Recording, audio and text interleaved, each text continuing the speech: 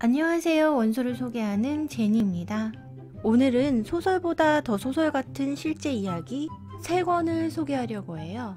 3권 모두 베스트셀러인데요.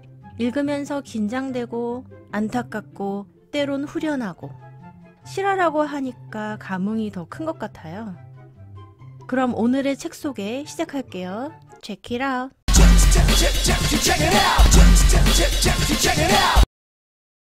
첫 번째 책은 타라 웨스토버의 Educated예요.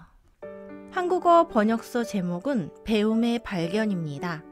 이 책은 1986년생 타라 웨스토버의 첫 작품으로 자신의 이야기를 소설 형식으로 쓴 에세이인데 2018년에 출판되자마자 베스트셀러가 되었어요.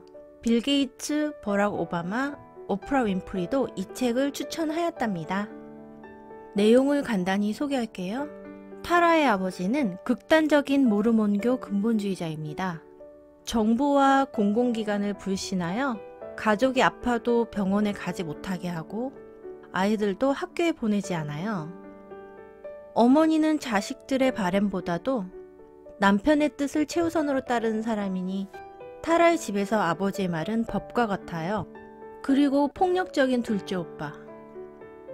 이런 가정의 7남매 중 막내인 타라는 가정교육도 제대로 받지 못하고 학교에 다닌 적도 없지만 언제부터인지 배움에 대한 열망이 커져요. 가족들의 눈을 피해 어렵게 준비하여 기적적으로 모르몬교 재단의 브리검 영 대학에 합격한 타라는 만 17세에 처음으로 학교에 가게 돼요. 타라는 가족들의 무시와 반대에도 불구하고 학업을 계속 이어가 대학을 졸업하고 케임브리지에서 석사 후 하버드 연구원을 거쳐 케임브리지에서 박사 학위를 받는답니다.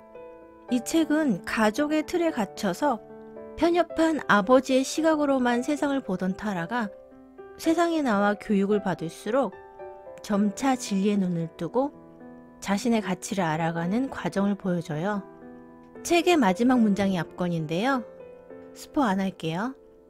이 마지막 문장을 읽을 때 폭풍처럼 밀려오는 감정을 뭐라고 표현해야 할까요? 이 책이 긴 여정이라면 마지막 문장을 위해 달려왔다고 해도 과언이 아닐 것 같아요. 꼭 끝까지 읽어서 그 감정을 온전히 느껴보시기 바래요. 두 번째 책은 2018년에 출판된 Bad Blood입니다. 한국어 번역서 제목도 Bad Blood네요. 부제는 Secrets and Lies in a Silicon Valley Startup. 테라노스의 비밀과 거짓말입니다. 작가는 기자들의 최고상이라는 필리처상을 2번이나 받은 월스트리트 저널의 탐사보도 전문 기자 존 캐리루예요. 이 책은 존 캐리루가 미국 실리콘밸리에서 일어난 희대의 사기극 테라노스 사건을 직접 취재한 내용을 바탕으로 쓴 소설 형식의 르뽀입니다. 2020년에 영화로도 만들어질 예정이었는데 일정이 미뤄지고 있는 것 같아요. 19살의 스탠포드 대학 중퇴 스티브 잡스를 연상시키는 검은 터를넥 티셔츠, 인상적인 중저음 목소리, 미국의 대단위 공업단지 첨단 기술의 메카 실리콘밸리의 혜성처럼 나타난 엘리자베스 홈즈입니다.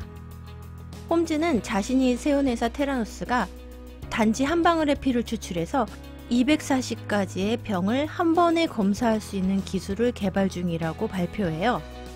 몇 가지 병을 진단하는 데에도 큰 주사기로 피를 뽑아야 하는 현재의 기술 수준을 생각하면 정말 획기적인 일이었죠. 또 홈즈의 말대로 모든 사람들이 가정용 디바이스를 이용해서 이런 검사를 손쉽게, 저렴하게, 상시로 할 수 있다면 앞으로는 어느 날 갑자기 이 환자는 암 말기입니다. 남은 시간은 3개월 정도예요. 라는 장면은 사라지겠죠?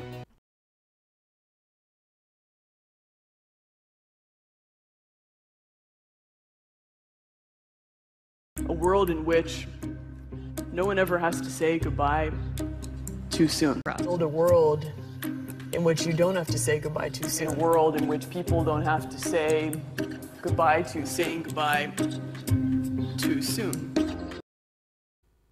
사람들은 그녀의 말에 순식간에 매료되고 미국의 정계, 재계 거물들은 홈즈의 회사에 투자와 지원을 아끼지 않아요. 테라노스는 빠르게 성장하여 기업 가치 10조 원에 이릅니다. 하지만 이런 기술이 가능하다는 것은 거짓이었고 거짓을 감추기 위한 극도의 엄격한 보안 속에서도 회사 내에서 이를 감지하는 사람들이 점점 늘어요. 막대한 자본력과 정계 재계 인사들의 권력을 등에 업은 홈즈와 협박과 감시 속에서도 진실을 밝히려는 용감한 사람들의 핵싸움. 정말 후반부로 갈수록 첩보 스릴러 영화를 방불케 해요.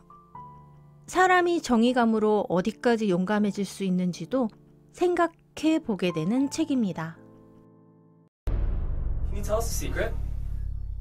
I don't have many secrets.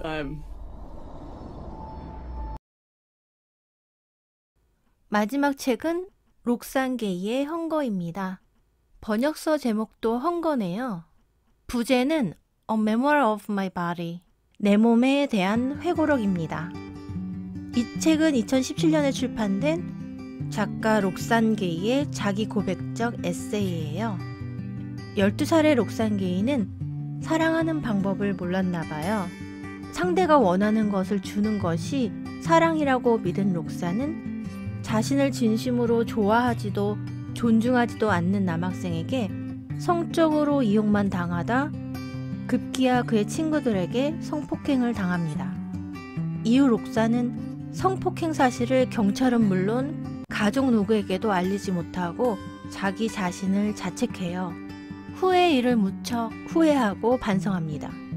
그리고는 다시는 그런 일을 당하지 않기 위해 누군가의 성적 대상이 되지 않기 위해 살을 찌우기로 결심합니다. 내 몸을 나를 보호하기 위한 요새로 만들려고 먹고 또 먹어요. 그러나 살이 찐 후에는 뚱뚱한 사람에 대한 세상의 편견, 혐오, 무지에 고통받게 돼요. 이 책은 비만에 대한 우리 사회의 가혹함에 대한 이야기이며 자신의 몸을 스스로 사랑하지 못했던 록산 게이의 자기 고백입니다. 논픽션의 또 하나의 즐거움은 책을 읽은 후에 실제 뉴스나 인터뷰를 찾아보는 것인 것 같아요. 위에 3권의 책을 읽으면 관련 인물이나 영상을 찾아보고 싶은 마음이 마구마구 드실 거예요. 특히 배드블러드에는 아주 멋진 청년들이 등장해서 꼭 찾아보고 싶으실걸요. 책도 읽고 실제 인물들의 이야기도 즐겨보세요. 제가 단어를 꼼꼼하게 찾는 편은 아니지만 오늘 소개한 3권의 책을 읽으면서 찾은 단어 리스트를 제 블로그에 첨부했어요. 블로그 주소를 아래 소개글에 첨부할게요. 참고하실 분들은 보세요. 그럼 저는 다음 편에서 만나요. Check it out!